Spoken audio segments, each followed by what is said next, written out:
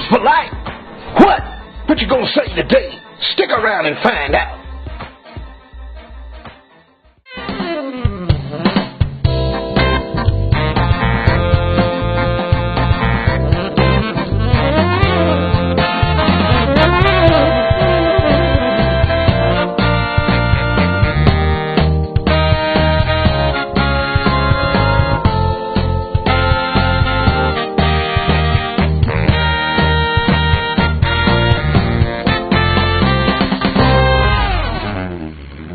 Welcome to the Bruce Polite Show.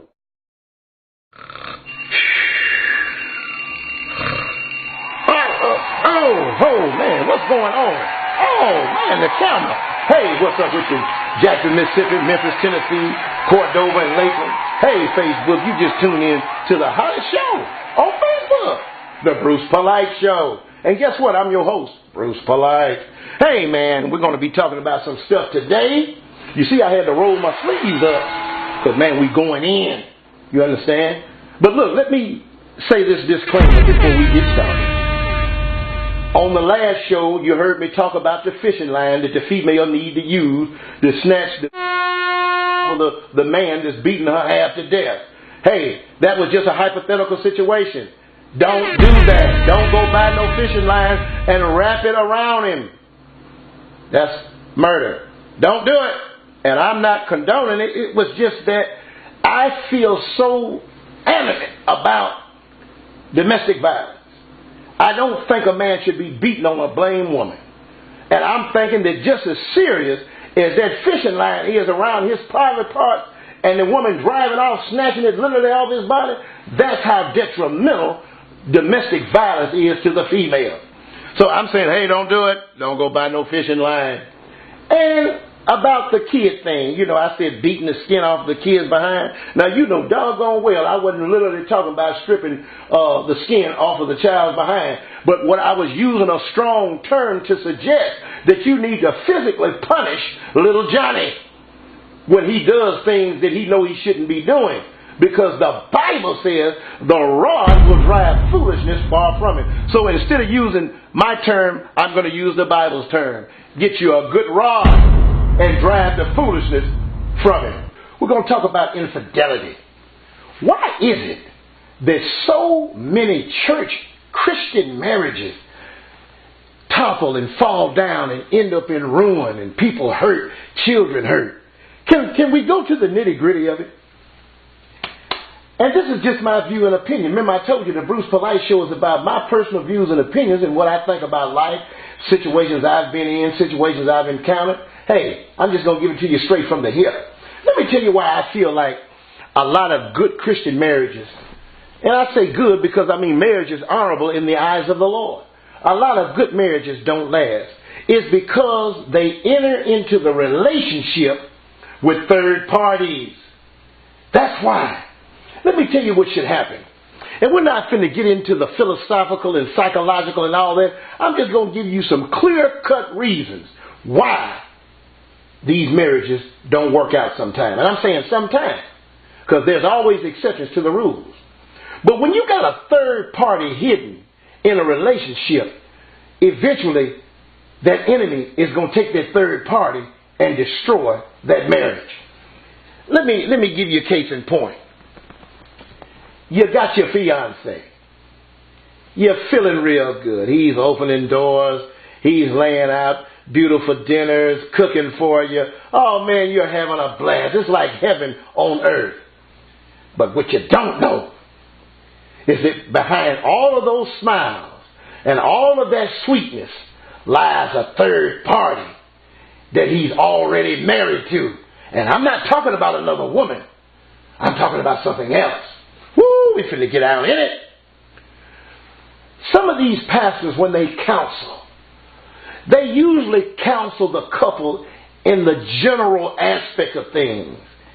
Compatibility, working, are you able to take advice? Are you able to be critiqued? What about your finances? All that kind of stuff, and that's good. You know, are you faithful in your church going? And all? That's good. That should. But man, there's something else that should be attacked. And I don't mean that he should embarrass him in front of her or her in front of him, but the pastor should take that man to the side and ask him point blank, Doc, how many third parties are you bringing into the marriage? And that man will sit back and say, huh? What are you talking about? Let's name a few. Pornography, masturbation, fetishes. Which one of them are you carrying into the marriage? Oh, and that man will sit back. He won't be able to hide from it because his conscience will tell him, you're busted. Man, don't you understand that when you carry third parties like that into a marriage, you're asking for trouble? These are traps. These are doorways that lead to adultery. Man, you got to get delivered before you go into a real marriage. Man, if we had known some of that stuff back in the day, if somebody had counseled us like that back in the day, a lot of hurts and pains of some of us, and I say some of us because I'm included in it too, some of us, we would not have experienced some of the emotional setbacks that we've carried our wives through because we were addicted to stuff that should have been dealt with before we went to the altar and said, I do.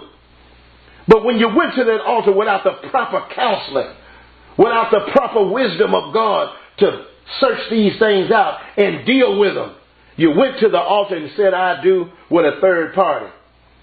The wife was on this side, masturbation was on that side. The wife was on this side, pornography was on that side. The wife was on this side, and fetishes was on that side. And when you celebrated the first dance, that third party was dancing right with you. When you went into the honeymoon suite, that third party was right there with you. Mind filled with foolishness and lust and all kind of damnable, obscene type things that you've been addicted to and practicing all of your life. Doc, I'm telling you something. If you would go to your pastor before you say I do to that woman and say, look, I'm man enough to come to you and tell you I got some problems I need to deal with before I say I do. What do I need to do? And then God will kick in with some wisdom and he'll bring that man and that woman together and say, hey, this brother has something he wants to tell you. Because I'm going to tell you something, man. You can't go into no marriage with hidden secrets. That's the problem now. You got too many secrets. You got too many things you're hiding. Just like the woman, for instance. She's been molested by the uncle or the dad or the stepdad or whoever. And she didn't tell her husband that she had sexual hang-ups. She went on with the smiles and the hypocritical grins and all of the beautiful facial expressions. And they went through the whole courtship and he never knew that she harbored these devils in her mind. Man, we got to deal with this stuff. Man, marriage is serious. Marriage is almost like the Bible said it is a mystery concerning Christ and the church. Don't you know when God puts two people together, it's not just so you can lay up in the bed and have sex all day. It's to build the kingdom and to populate the earth. Man, look, if we're going to have good marriages, man, we're going to have to deal with some of these demons we've been dragging around with us for years. Don't go into a marriage with third parties, secrets, and devils. Because when you think that you're having a problem, eventually that devil, that third party, is going to raise his head up. And he's going to cause you some troubles. And sometimes the marriages end not only in divorce, but sometimes it ends bad. Sometimes people get hurt. Sometimes people even get killed because of them third parties. Now, of course, you know, there is the adultery side where you're actually laying down with another party. And that's bad too. But I'm saying a lot of that stems from these hidden third parties. Man, get them third parties dealt with before you walk that woman down there. It's some of y'all getting ready to get married in a few months. And you know you got some of these problems. And you're going to try to lie. And you're going to try to convince the wife, oh, no, this ain't nothing. It ain't nothing. Because she's going to bust you doing some of these things. Because one thing about God, if you think you're going to serve God with hidden devils and secrets, I'm telling you, he ain't going to let you get away with it. When you least expect it, that woman is going to come around the corner and you going to try to straighten up real quick. She done already caught you. You know a woman's eyes sharp. She said, I didn't know you had a problem with that. Baby, I've been doing this for quite a while. Well, baby, why you didn't tell me that? Am I not pretty enough? Do I not do the things you need me to do? Why you got to sit up and watch pornography? I'm telling you, if you want your marriage to work, now it's too late for some of the ones already been married, but I'm talking to you young couples out there. Get that garbage settled and delivered and get it out of your life before you walk down the altar and say, I do. Hey, this is the Bruce Polite Show, man. I told you, we're going in. We'll be right back. Hey, Facebook, check this out. If you want to be interviewed on the Bruce Polite Show, if you got something that you want to talk about and you want to kick it back and forth with me, man, call me 901-830-6406. And, man, we'll set the cameras and the lights and everything up in a location, and we will get you on this show, and we will go at it together, and maybe it'll help somebody out there that even maybe you know. So I'm saying, hey, if you want to be on the show, call me. Ain't no problem. But don't call me with foolishness now. I'm saying if you really got a topic that's burning inside you, it's something that you really want to talk about, you've been wanting to get it out for years, but you just hadn't had the platform, Bruce Polite Show is the platform for you. And we're back. Like I told you, we're not holding back. We're not pulling no punches. We ain't beating around no bushes. There's folk out there that really need a lot of help. They have been lied to for so long in some of these refrigerator-type churches that only talk about the common and general thing. And I'm not saying there's something wrong with talking about common and general thing, but we have a real, do you understand we have a real live devil that has no ounce of righteousness in him? He is 1,000% wicked.